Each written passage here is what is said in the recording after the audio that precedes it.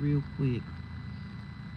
I'm not gonna wait for people to get up here because I'm gonna just say what I gotta say and then I'll get off and people will watch it if they watch it. I feel like my stomach, like that medicine is sitting on my stomach. Yeah, I gotta eat something else. So the post that I put up for Maya, the lady who's trying to reach out to me about the tragic story about her niece and her sister. I'm not shading this lady, you guys.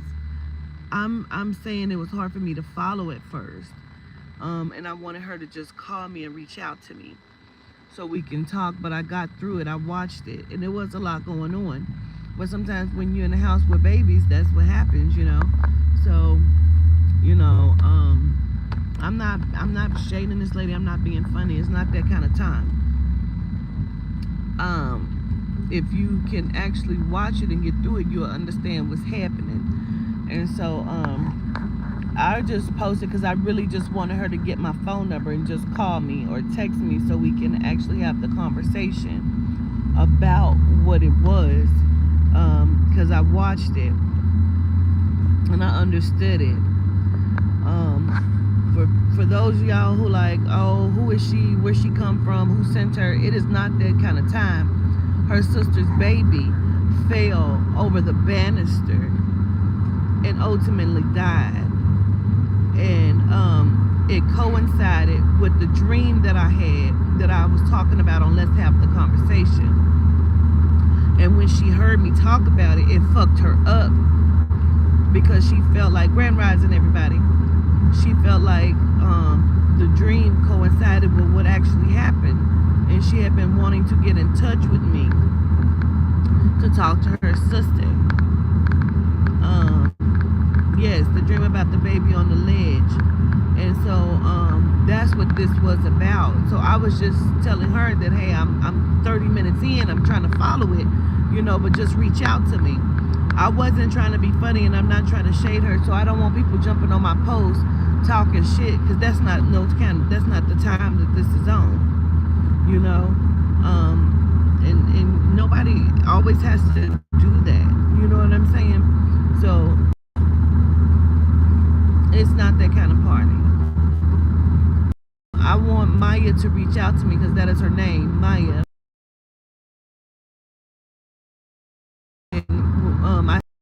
And then Malika had said, you know, her daughter's name is Ayla, and then, excuse me, Charm, like when you said Yakub, she said for me it registers as Yakub, like, you know, the baby cub lion.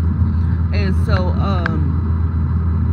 the lady was just saying that her daughter's name is Yaya, is like Malika's daughter is Naila, her daughter's name is Yaila. And so she was putting the pieces together of how the dream was very reminiscent of her and her sister's story about her baby, because ultimately her sister has like fibromyalgia and a few things going on with her physical body. And she went upstairs to check on her baby that was like 4 or 5 months old. But she has a very weak arm. And when she was sometimes holding the baby, her arm gets weak. And they have a flight of stairs. And the baby Yaya, which is Maya's baby, she was 1 at the time, she said, had climbed the stairs up behind her sister and followed her up there. So when her sister went up there to get her baby, she walked past Maya's room and saw that Maya's baby Yaya was at the fountain, because they have fountains in their house, and she didn't want her to put rocks in her mouth and like choke, so she wanted to make sure that she was going to be safe, so she picked her up as well. And she was coming down the steps, baby Yaya like jerked, and she tried to catch her, and when she caught her, the weak arm just went limp, making her drop her baby, and the baby fell over the banister. And the drop was 12 feet high, and the baby fell flat on her head. And so she was saying that she ran to pick the baby up. Maya ran to pick the baby up, and when she picked her up, she was bleeding, like blood was shooting out of her ears. So her sister kind of lost it. And so she said she didn't have time to think, because this is in mid-December. And she said she didn't have on no shoes, no jacket. She just ran out the house and got in the car and started driving to the hospital with the baby in her hand. Maya did. Her sister, whose baby it is, name is Courtney, she was still in a frantic. And Maya said she felt like Spirit was telling her there's no time to waste, you gotta go. So she jumped in the car with the baby, and as she's flying, trying to get this baby to a hospital, she said she could hear the baby becoming lifeless. And she looked down and she saw that the baby's brains was coming out of her ears. So she didn't know what else to do.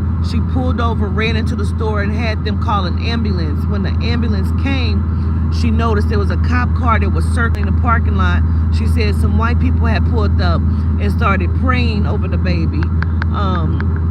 And they took the baby to the hospital. The baby, they kept saying the baby wasn't gonna live all night. The baby ended up living 6 months and passed. And she said the dream was damn near what told the story, because Courtney's other child, who was 3 at the time, name is Chris. And their mom's boyfriend, who was there helping them put in an application for an apartment, which was also in my dream. They both were applying. Courtney and Maya was applying for an apartment at the time. And she went upstairs to check on the baby in the midst of them applying for the apartment. And that's how the baby fell. And she felt like in the dream, I was letting them know that I caught the baby's spirit. I caught her soul. And so that's why she was trying to reach out to me, because her sister is really having a hard time with it. She ended up having 3 years later, because this has been 5 years, but 3 years into the 5, she ended up getting pregnant again and had a set of twins. And one of the twins looked identical to the baby Carter, who passed away. And she wants me to talk to her. So sometimes we have to really make it through something, a story of what somebody's trying to say, before we jump in and like start putting yawn emojis like, who is this, what she talking about? Like, actually see what somebody's saying. Because I wasn't being funny, I was just telling her it was hard for me to follow, and I wanted her to call me so we can have the discussion.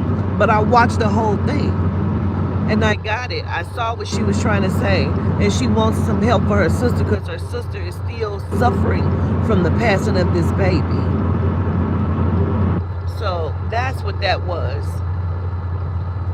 So just so everybody is clear about what happened, because it was very tragic. So Maya, when you see this, shoot me a text, please. 513-328-0061. Just visiting. Chandrika sent me the pictures from the illustration from the children's book. Amazing, amazing, amazing, amazing.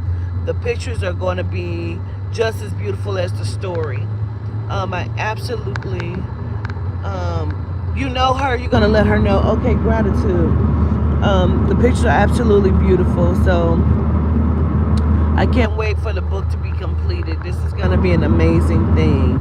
I don't know how she got those pictures to look like they're glowing underwater, but they look like they're glowing under the water. So anyway, I show gratitude. Oh yeah, that's what I was gonna say. The mom's boyfriend who was there, also name was Christopher. So it was just a lot of stuff that was coinciding with my dream with what actually happened. Okay, so I love y'all to life. Please let her know that I'm trying to get in touch with her. Okay, gratitude.